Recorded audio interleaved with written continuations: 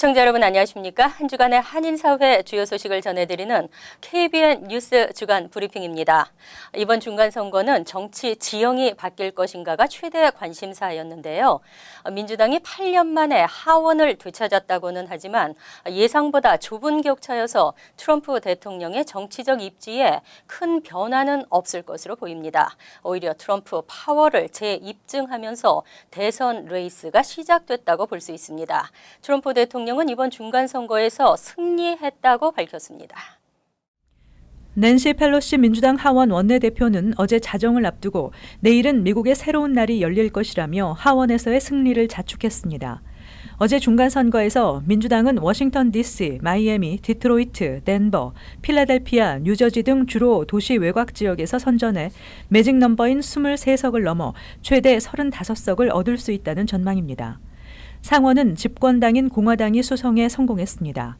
아직 개표가 완료되지 않았지만 현재까지 공화당은 상원 51석을 차지하며 다수당 위치를 지켰습니다. AP통신 등은 상원 선거 격전지 중 하나였던 인디애나주에서 공화당의 마이크 브라운 후보가 민주당의 조 도넬리 후보에 승리했고, 노스다코타주는 현역 하이디 하이트캠프 민주당 상원 의원이 공화당 케빈 크레이머 후보에게 패배하며 공화당의 승리를 안겼다고 보도했습니다. 애리조나주, 텍사스주 등 경합 지역으로 꼽히던 다른 지역은 공화당과 민주당 후보들이 박빙의 승부를 벌이고 있는 가운데 둘 다 공화당이 약간 더 앞서고 있습니다. 당초 민주당의 하원 승리가 예상되면서 상원에 주력했던 트럼프 대통령은 이번 중간선거 결과에 만족하며 개표 후 트위터를 통해 오늘 밤 큰 성공을 거뒀다며 모든 분들께 감사한다는 글을 올렸습니다. 그런가 하면 뉴저지 최대 한인타운 펠팍에서는 118년 만에 처음으로 한인시장이 탄생했습니다. 크리스 정 후보가 상대 후보를 압도적 표차로 누르고 승리하는 쾌거를 이뤄냈는데요. 이 밖에 주요 한인타운에서도 한인 후보들이 선전했습니다. 보도에 이명주 기자입니다. 뉴저지 팰리세이즈 팍 최초로 한인시장이 탄생했습니다. 팰리세이즈 팍 시장 후보로 나선 민주당 크리스 정 후보는 2271표를 획득해 826표에 그친 공화당 하워드 도노반 후보를 큰 표 차이로 이기고 차기 시장에 당선됐습니다. 크리스 정 당선자는 팰리세이즈 팍 주민들의 목소리를 대변하는 시장이 되겠다며 주민들과의 긴밀한 소통을 통해 타운의 발전을 이룩하겠다고 밝혔습니다.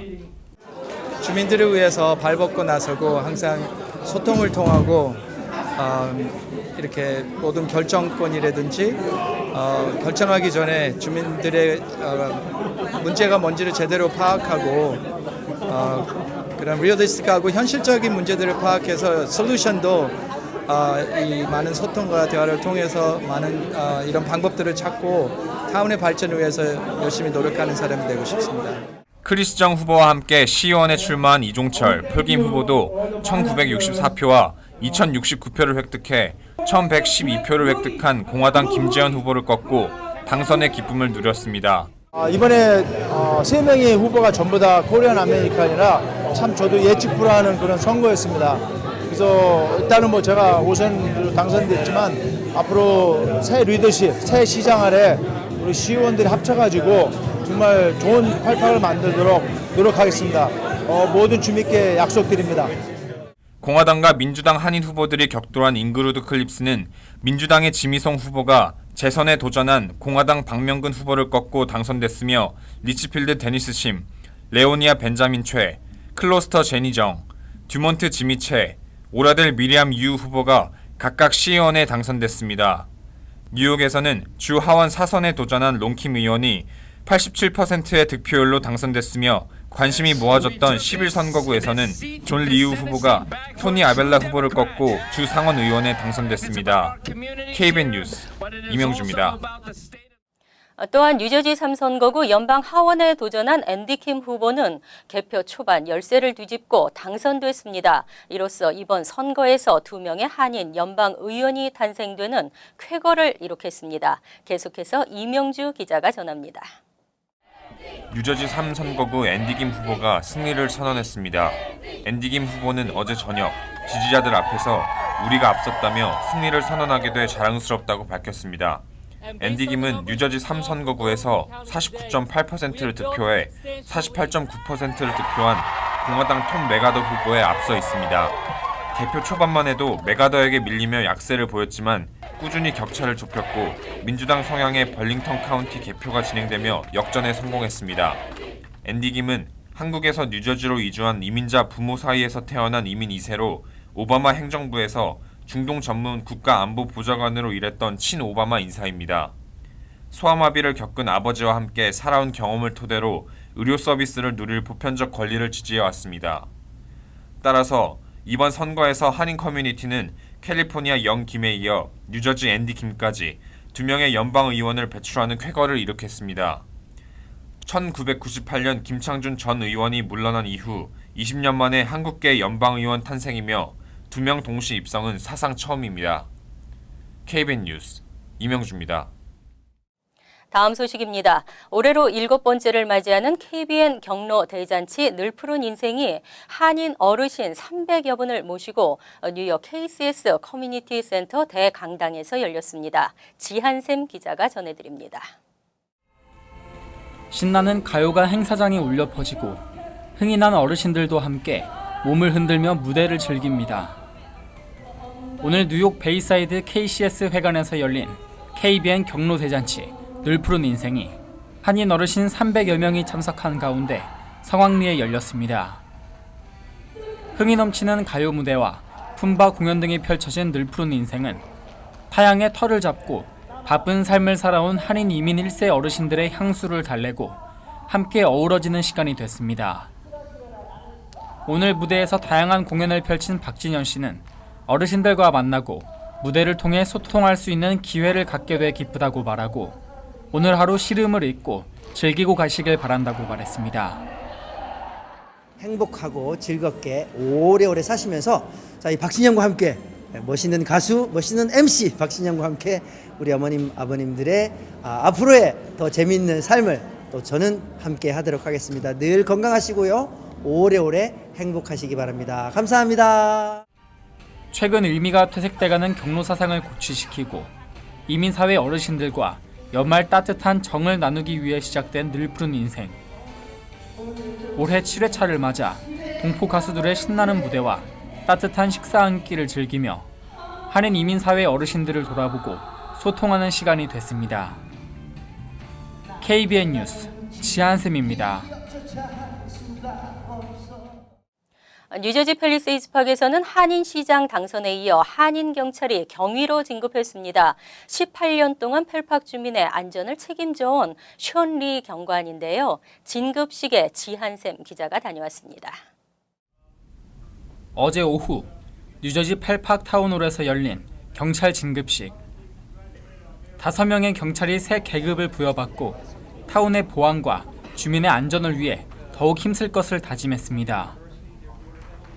이 자리에서 션 리 경사가 지난 3년간의 공적을 인정받아 진급하면서 펠팍 한인 최초 경위가 탄생했습니다. 션 리 경위는 진급 선서식을 하면서 펠팍에서 경찰로 근무해온 지난 18년의 세월이 떠올라 감회가 새로웠다며 성원해준 많은 분들에게 감사드린다고 말했습니다.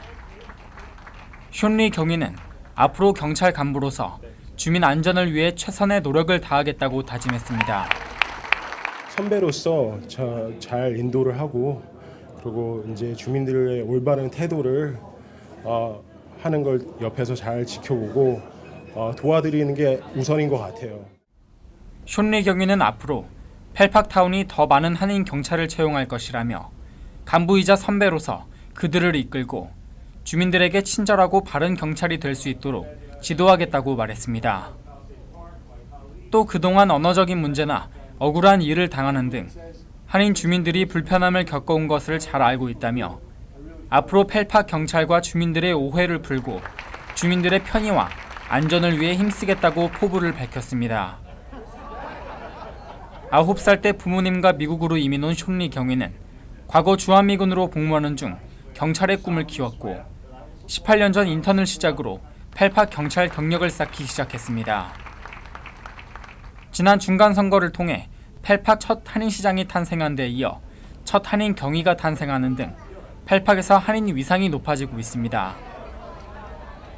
KBN 뉴스 지한샘입니다.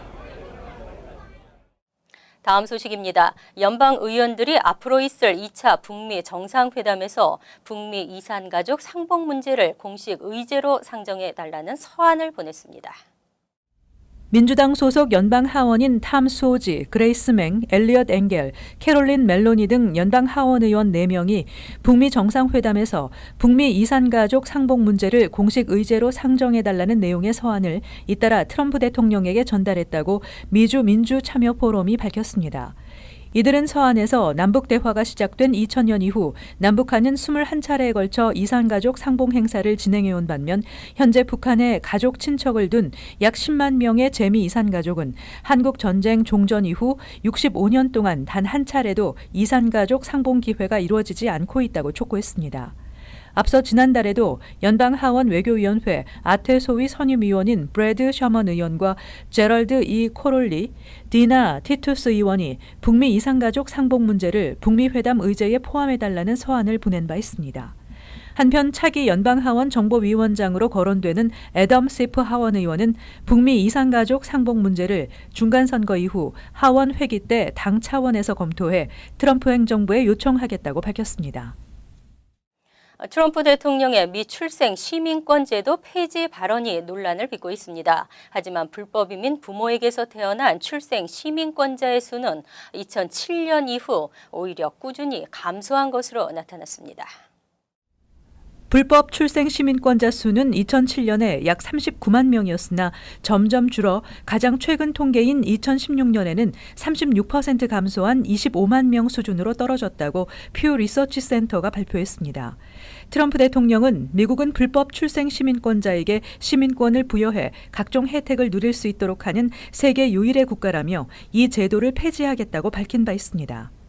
불법 출생 시민권자는 1980년대부터 급격한 증가 추세를 보이며 전체 출산의 9%를 차지했지만 2007년 대불황이 덮치면서 감소하기 시작해 현재 불법 출생 시민권자는 전체 출생 시민권자 400만 명의 6%를 차지하고 있습니다. 퓨 리서치 센터의 자료에 따르면 2016년 기준 18세 미만 청소년 약 500만 명의 부모 한 편이 불법 이민자로 이는 2007년에 450만 명과 비교할 때 50만 명 정도 늘어난 수치입니다. 한편 2017년 실시한 NBC와 월스트리트저널의 설문조사에 따르면 응답자의 65%가 출생 시민권 제도에 찬성했고 30%가 폐지돼야 한다고 답했습니다. 올해 연말 소매 판매가 지난해보다 크게 증가할 것으로 전망됐습니다. 사상 처음으로 1조 달러를 돌파할 것으로 예상됐는데요. 특히 오프라인 판매 위주의 업체들도 매출이 크게 증가할 것으로 보입니다.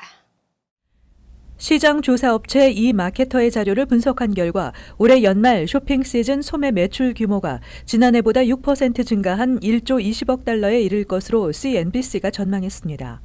이 마케터는 특히 오프라인 위주의 업체 매출이 지난해와 비교해 4.4% 증가한 8,783억 8천만 달러를 기록할 것으로 예상했습니다. 이 같은 증가율은 지난 2011년 이후 가장 높은 것입니다. 이 마케터의 앤드루 립스먼 수석 분석가는 올해 연말 시즌에는 오프라인 판매 위주의 업체들도 좋은 실적을 낼 것으로 보인다고 전했습니다. 올해 연말 쇼핑 시즌 온라인 업체들의 매출은 지난해보다 16.6% 늘어난 1,237억 3천만 달러에 이를 것으로 전망됐고 시장 점유율도 12.3%로 늘어날 것으로 예상됩니다. 중간선거는 마무리됐지만 투표소 곳곳에서는 각종 사고 소식이 전해졌습니다. 유권자 이름이 누락되거나 스캐너가 고장나는 등 투표소 관리 부실이 여전히 문제점으로 지적됐는데요. 한두 시간을 줄을 서며 기다려야 했던 시민들은 항의를 하며 투표 과정을 보아 투표 결과도 믿을 수 없다는 반응을 보였습니다. 지난 2년간 투표 시스템 개선을 위해 노력했다는 연방과 주정부에 대한 비난의 목소리도 커졌습니다. 코리 존슨 뉴욕시 의회 의장은 선거관리위원회의 책임을 물어 사무총장의 사임을 촉구했습니다. KBN 뉴스 주간 브리핑 여기서 마칩니다. 시청해주신 여러분 고맙습니다.